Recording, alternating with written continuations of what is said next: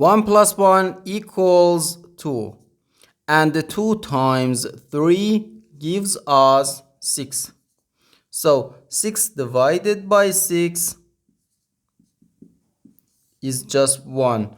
But this answer is not correct, because according to the order of operations, first we have to do parentheses, then exponents, then multiplication or division, and finally addition or subtraction. Remember that multiplication and division have equal priority and we have to work from left to right. And the same applies to addition and subtraction. In this expression, we have one division, one parenthesis, and one multiplication. Inside this parenthesis, we have one addition. Here we have a multiplication, because in mathematics, when a number is placed next to parentheses, it means multiplication, and we usually don't write the multiplication sign for brevity.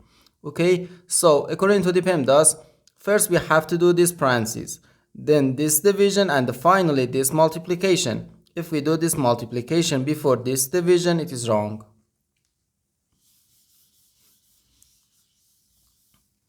So first we have to do this parenthesis. Inside this parenthesis we have 1 plus 1, which equals 2.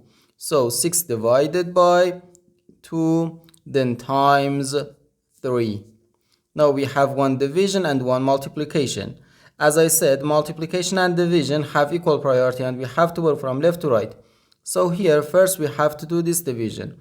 6 divided by 2 is just 3, and we have 3 times 3, which equals 9. And this is our final answer to this problem.